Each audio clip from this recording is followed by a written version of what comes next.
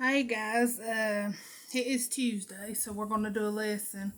This one's kind of lengthy. I got into it and it ended up being 9 pages, but I think I know it's a good one and it's one that God had given me after, things kind of happened this week. It's when to keep your mouth shut, let go and let God. Okay, we're going to start off with Proverbs chapter 21, verse 23.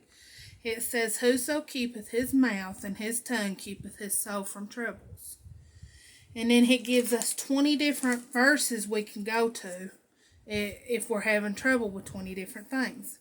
Okay, number 1, in the heat of anger. It takes us to Proverbs chapter 14, verse 17. He that is soon angry dealeth foolishly, and a man of wicked devices is hated. And then number 2, it says, when you don't have all the facts. It takes you to Proverbs 18:13. He that answereth a matter before he heareth it is folly and shame unto him. Okay. Number 3, when you haven't verified the story. It takes you to Deuteronomy chapter 17, verse 6. And it says, at the mouth of 2 witnesses or 3 witnesses shall he that is worthy of death be put to death. But at the mouth of 1 witness he shall not be put to death. I believe this isn't only talking about, physically, but I believe this is talking about a spiritual death also, because once you bring something you're thinking out of your mouth for others to hear, it gives an image for them that shouldn't be. They see this person in a whole different way, and you should not do nobody that way. That's why anybody needs to make sure what they say before they say it. Number 4, if your words will offend a weaker brother. 1 Corinthians chapter 8, verse 11. And though thy knowledge shall the weak brother perish for whom Christ died. Now, I think what this one is saying is, even if the act itself is allowed for a Christian, the conscience of a weaker believer must be taken into account, because spiritually we are all in different places with Christ. We need to be kind and loving and help one another both grow in our walk with God. Number 5, if your words will be a poor reflection of the Lord or your friends and family. The book of Peter, chapter 2, verses 21 through 23. For even hereunto were ye called, because Christ also suffered for us, leaving us an example that ye should follow his steps, who did not sin, neither was guile found in his mouth, who when he was reviled not again.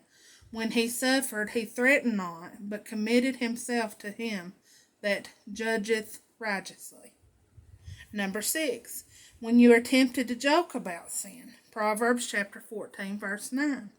Fools make a mock at sin, but among the righteous there is favor. Number 7, when you would be ashamed of your words later. Proverbs chapter 8, verse 8. All the words of my mouth are in righteousness. There is nothing froward or perverse in them. Number 8, when you're tempted to make light of holy things. Ecclesiastes chapter 5, verse 2. Be not rash with thy mouth, and let not thine heart be hasty to utter anything before God. For God is in heaven, and thou upon earth. Therefore let thy words be few. Number 9, if your words would convey a wrong impression. Proverbs chapter 17, verse 27. He that have knowledge spareth his words, and a man of understanding is of an excellent spirit. Number 10, if the issue is none of your business. Proverbs chapter 14, verse 10. The heart knoweth his own bitterness, and a stranger doeth not intermeddle with his joy. Number 11, when you are tempted to tell an outright lie. Proverbs chapter 4, verse 24. Put away from thee a froward mouth, and perverse lips put far from thee. Number 12, if your words will damage someone's reputation. Proverbs chapter 16, verse 27. An ungodly man diggeth up evil, and in his lips there is as a burning fire. Number 13, if your words will destroy a friendship. Proverbs chapter 25, verse 28.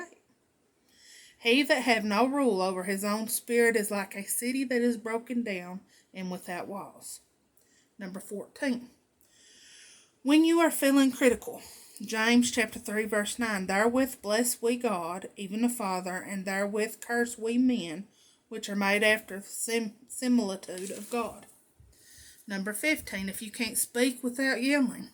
Ephesians chapter 4, verse 29.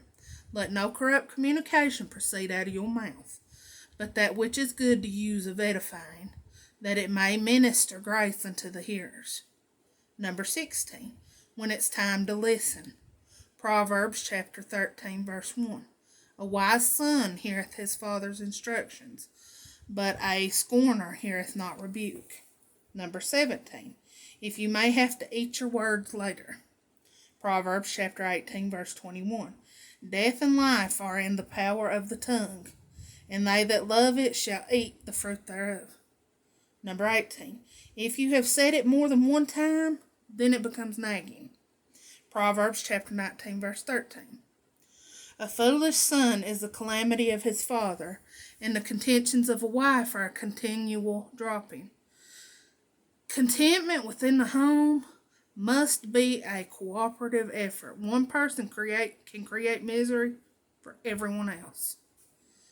Number 19, when you are tempted to flatter a wicked person. Proverbs chapter 24, verse 24.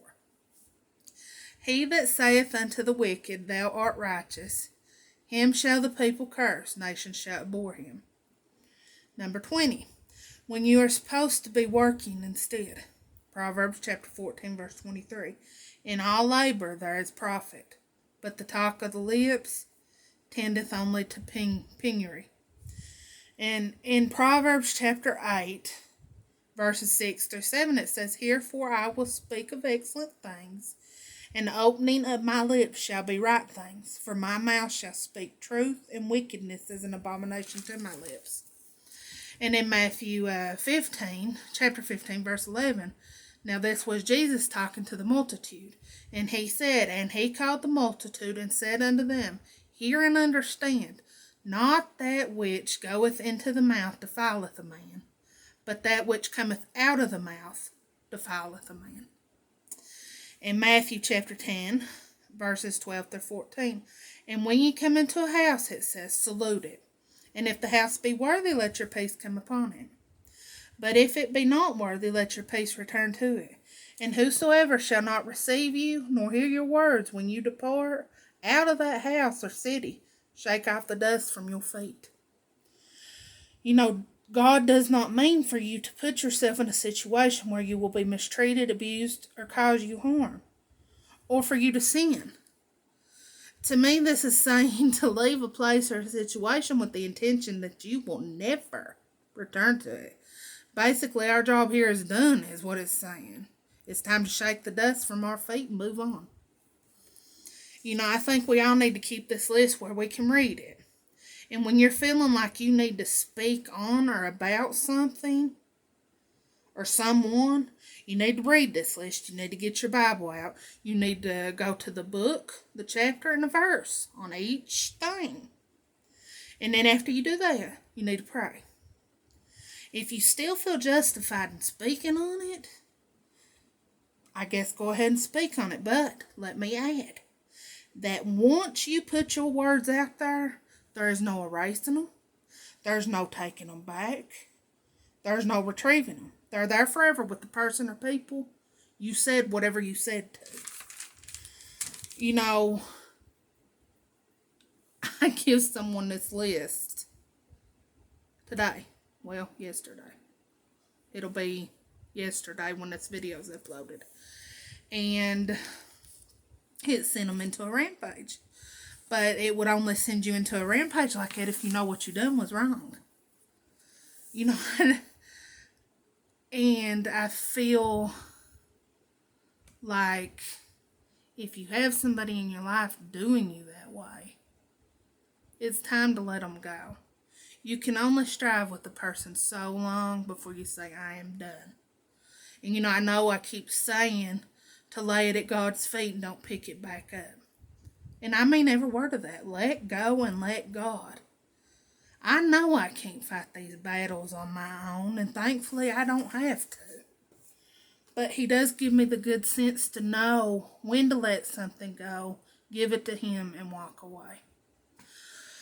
I hope you enjoyed that. I know it kind of felt like this week's lesson might have been a little, I don't know, bossy in a way, but I just think it's good instructions for everybody to go by. And if you're having trouble with these instructions, you might need to step back and check yourself out. And like I said, if you're going through something and you're doing everything you possibly can do, and God sent you to do something, but that something didn't work out, don't worry about it. You tried. You did the best you could do. You put forth a good effort. And God said He's not going to hold that against you or anyone else. He gives you jobs to do, and a lot of these jobs that He'll give you to do, people won't accept it. They won't allow you to even try with them, because honestly they don't want to try. But like I said, that's when you need to just lay it at God's feet and don't pick it back up. He'll handle it. I love you all. I will be back Friday with our Fun Fact Friday video. You guys have a good week, a safe week, and I will see you back here Friday. Bye.